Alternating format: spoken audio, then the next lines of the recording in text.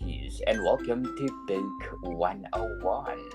Book 101 is all about the books that I read for the last 40 years. And today, I have my special guest.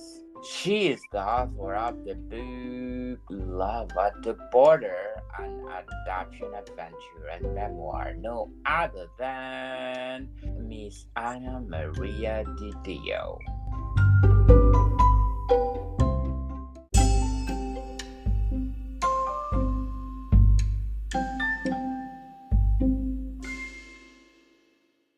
Thank you so much for having me. Welcome to Book 101, Miss Anna, and can you please introduce yourself? Yes, hello, Anna Maria DiDio, and I've written a book, Love at the Border, an adoption adventure, which chronicles our quest to adopt our daughter from Mexico. It took many years, and I've always loved memoirs, started to keep a journal, and thought that I should write a book about our experience. Interesting indeed, Miss Anna. So, what age did you realize that you are good in writing? Well, in school, the assignments were always so interesting to me. As I said, I've always loved memoirs, and I've kept journals many times over the years, and just enjoyed writing for writing's sake. And those are the types of authors I also enjoy. Mary Carr's memoirs, the Anne Lamott and David Sedaris type of books where they're sort of noodling the world and thinking about themselves and offering their perspective. So that's the kind of writing I do, and that's the kind of writing I enjoy. Who are your favorite authors that influence you the most? Well, it's interesting. I mentioned Mary Carr, Anne Lamott, and David Sedaris, but I also was totally captivated by memoir series like Frank McCourt and Ruth Reichel, who was the famous food critic, and her memoir included recipes, which is just my favorite because I also read uh, cookbooks, recipe books. So I enjoy cooking, and I combine all my passions together. Interesting, Miss Anna. So, if you describe the writings of your favorite authors, what are they or what is it? It's when the soul is revealed, if I could be that dramatic. I really like looking into reasons why people do the things they do and the decisions they make along the way in their lives, and what that means for their life, for their family, for those that love them, what they do in this world, how they contribute to this world. So that's the kind of style, that's the kind of content that really draws me in and fascinates me. Did you get those criteria in your writing? I think so. I worked with an editor in my for my Love at the Border manuscript, and I was so intent on telling the sequence of events. First, we did this, then this was so difficult. Then we did this because navigating another country, of course, is difficult. Even if you're a tourist, sometimes, let alone adopting a child. But the editor came back to me a few times and said, if you're not going to be fully honest and be as open as you can about your feelings and your conflicts and your struggles and your what you were thinking, then the memoir won't be any good. So I went back over this manuscript many times to reveal our inner workings of our family, our struggles, our deepest thoughts, and that's what I hoped. That's what I think I achieved with the book. What are your short term and long term goals in writing? Well, my short-term goals, since the publication of the memoir, I've transitioned to writing children's books. So one of the big struggles about adoption was that I don't know if I was prepared for the trauma and uh, just the family adjustment that needed to happen. So all adoption begins with trauma, separation, and loss. And Disney and some of the movies and the myths out there about adoption, they've been perpetuated for years. And so I thought, how can I help parents with this process? And so I've begun to write children's books, not about my daughter. This is about another family, and just the messages that I think parents need to hear and read and discuss with their adopted children, their blended families. Very well said, Miss Anna. Before we go on, I want to shout out to the people listening in Mexico. Places in Mexico. Muchas gracias, Mexico, for supporting this podcast.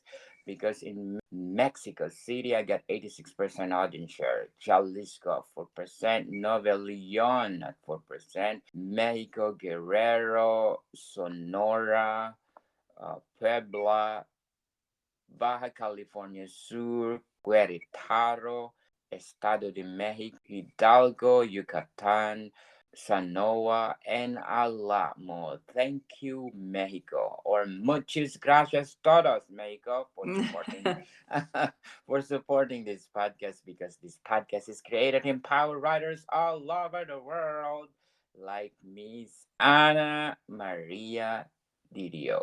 Love at the Border, an adoption adventure and memoir. How did you craft it? It was a part memories and part um, just these telling stories that happened all along the way. So in adopting a child, there's lots of work that needs to be done before the adoption actually happens. So the process of adoption actually began with infertility. I mean, for many years we tried to have a child, and as I said, that effort, the treatments led to a beautiful baby girl. But there were, miscarriages along the way, and several, health-related and medical issues. So when it came time to add to our family, we began looking into adoption alternatives and thought that international adoption was the answer for us. So just along the way, I started to take notes and talk to those that were the caseworkers and the caregivers and everyone involved along in the journey, as why they were involved, how they were involved. And then, as I said, after the adoption was complete, I had these journals, and I wanted to put it all together and help others with that process. The process is long, involved, expensive, and there's lots of waiting time. And I wanted to give some comfort to other families that were waiting for children. Very well said, Miss Anna. So, what behind the title of your memoir? Oh, that's so funny that you asked that, because obviously the last many years in the U.S. there's been so much in the news about the border and who's crossing the border, and many times that phrase is associated with Mexico. But as I began to think about that phrase and think about my child that came from Mexico and all that she had to adjust and change, and all that she had lost in coming to the U.S., her love for us really came in bits and pieces, and really was a process. So there was kind of like a literal, kind of like a border to her love as well. So the transition, took many years. She's 28 now. She was adopted at age 7. So imagine she was in Mexico for those 7 years, and then the next day came to the U.S. and woke up in suburban Philadelphia. So that was quite a shift, and it took a while for her to well, the transition, the trauma, the separation, the loss, everything that she had to do um, to become part of our family took years. And so Love at the Border kind of has sort of that double meaning, and I just thought that was appropriate. The title of your book is well deserved. So, what challenges did you face while writing Love at the Border? Making sure that I was reflecting our experience honestly and um, without, oh, you want to share what is important for family milestones and difficulties, and what everyone's thinking about it, and without without offending people too much. So it was really a challenge to make sure that I was digging deep enough with regard to my emotional availability, and making that seem compelling, because memoirs are not just written for my therapy session. Memoirs are written to tell a story, and it has to be as compelling as any fiction story, really, for it to be a page turner. So I tried to make sure that the readers were invested in our family success. So I talked a lot about our struggles and the various milestones we had as a family, and how we came together at the end. And according to Amazon customer, Anna Honest to the bone, beautifully rendered memoir. What are the elements that you put in your memoir that make your readers beautifully, as they said, rendered? Well, I think the adoption theme really resonated with those. I mean, those are the key words that I use in Amazon, of course, for people searching and sourcing books related to adoption.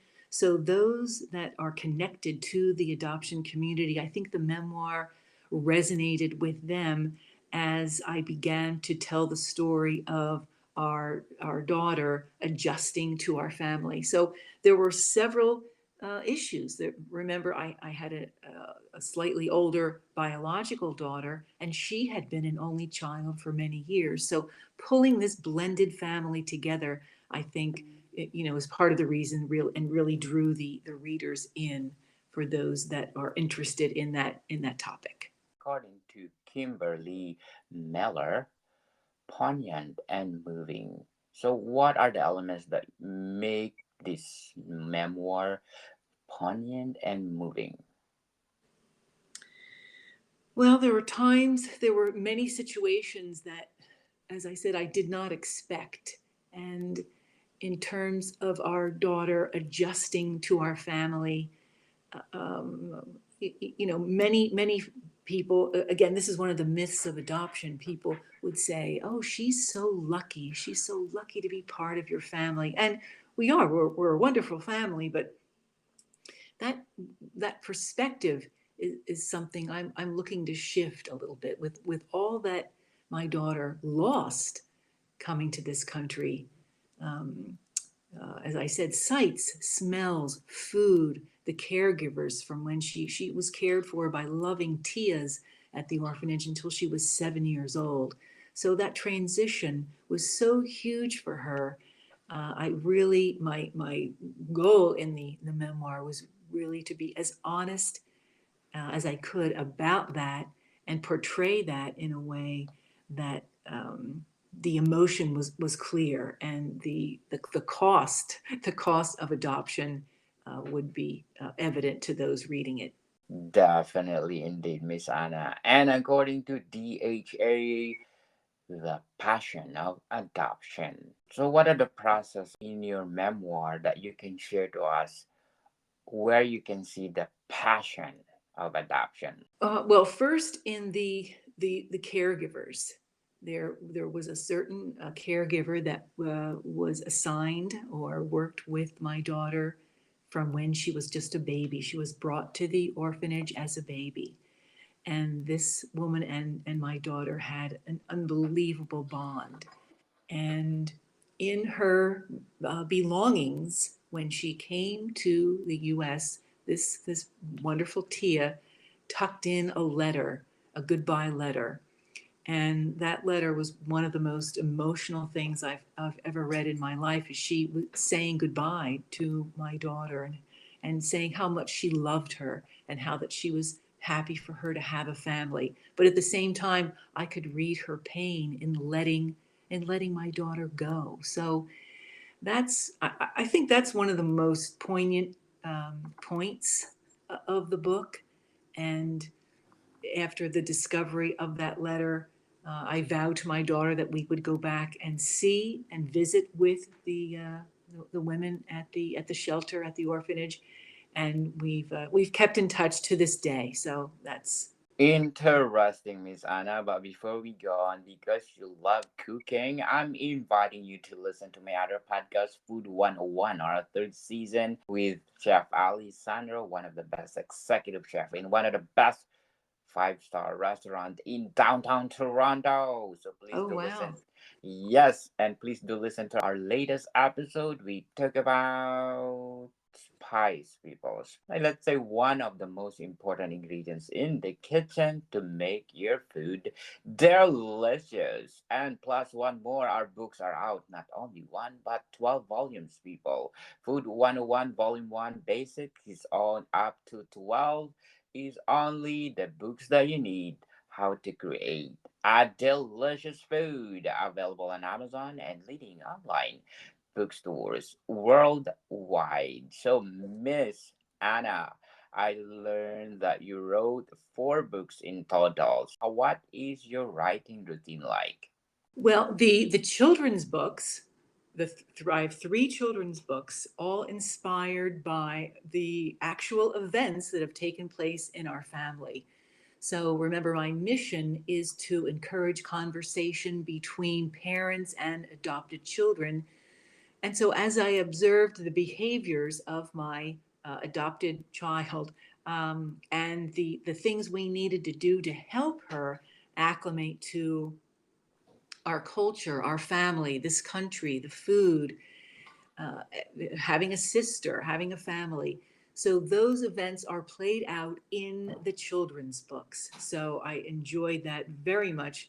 I had things in mind from the very beginning, certain events that happened in our family, and I wanted to write about them. So I structured the 3 children's books that I have so far around those events. So the writing actually flowed pretty quickly, and then I worked with an illustrator who was just tremendous to kind of bring the whole story to life. I mean, the children's books really come to life with the illustrations. And so that effort together, I think, uh, produced 3 children's books that, uh, once again, those interested in the adoption community, adoption story, will find very compelling. Miss Anna, for all those books, let's say your favorite to write, a memoir or a children's book? Well, actually, the transition to the children's books has been so fun and so rewarding. And working with the illustrator and seeing, just revisiting all of these events that happened within our family, I'll say the children's books are more fun. um, the memoir was more of a test of writing, and I enjoyed that very much as well. So it's really 2 different types of books. I'm going to take on a third genre and write a young adult, sort of maybe the next phase of my writing will be um, a kind of a young adult sort of novella about a family and their issues. So I'm going to try something else next.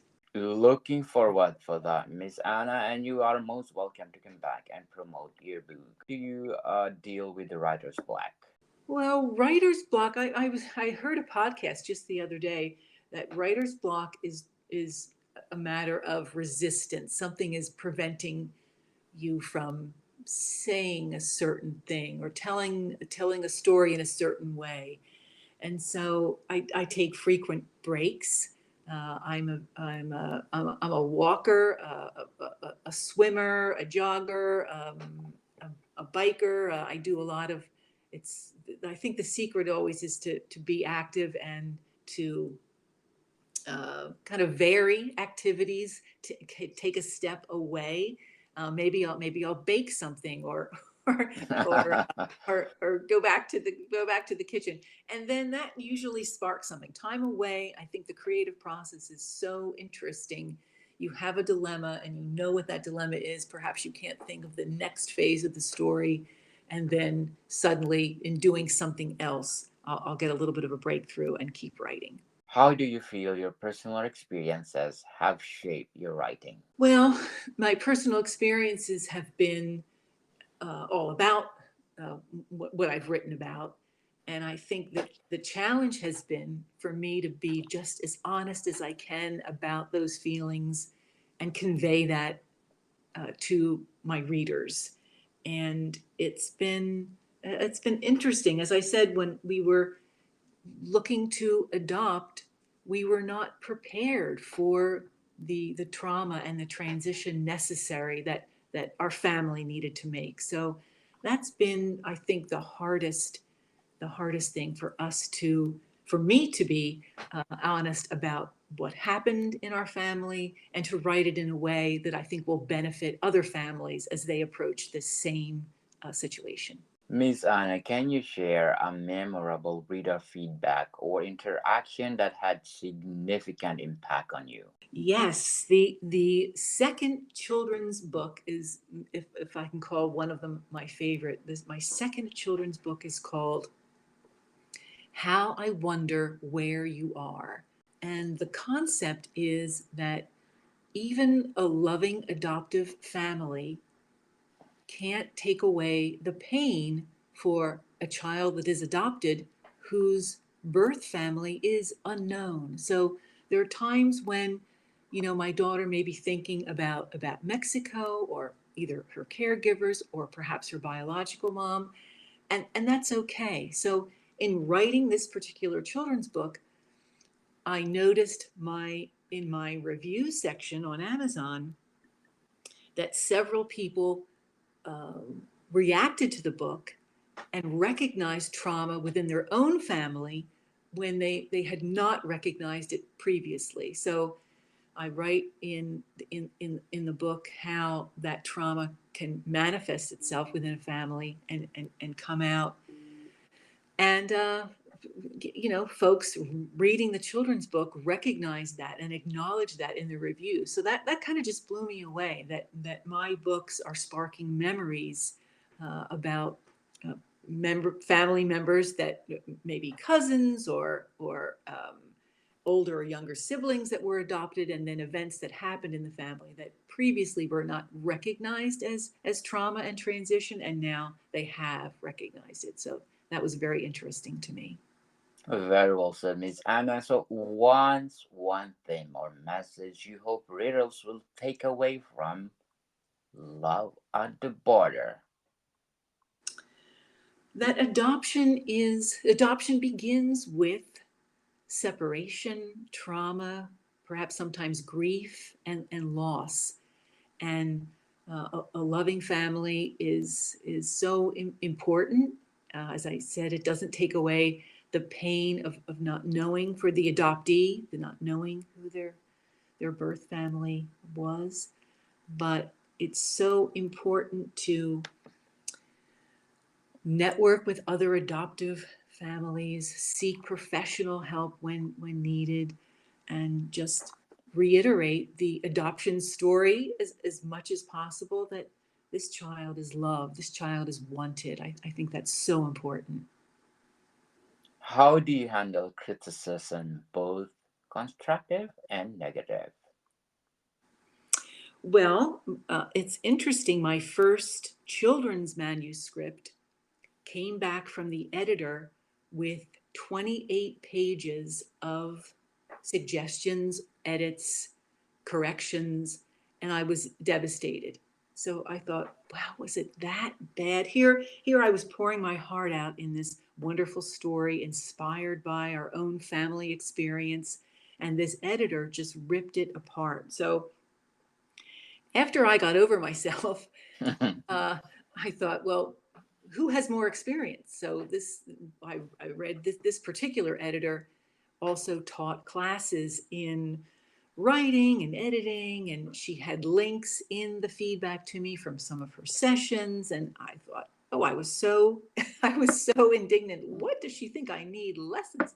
And but then when I did a total chill, calm down, and looked at everything, I realized what she was trying to tell me in terms of my story. It had too many moving parts. It needed more of a focus. It needed more of a.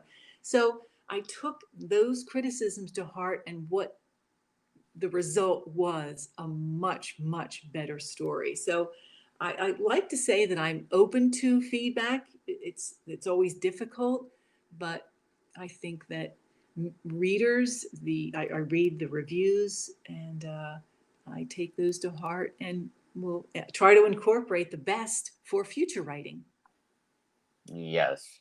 Well done, Miss Anna. So, do you think that rejection is the process to make you better or progress in the future?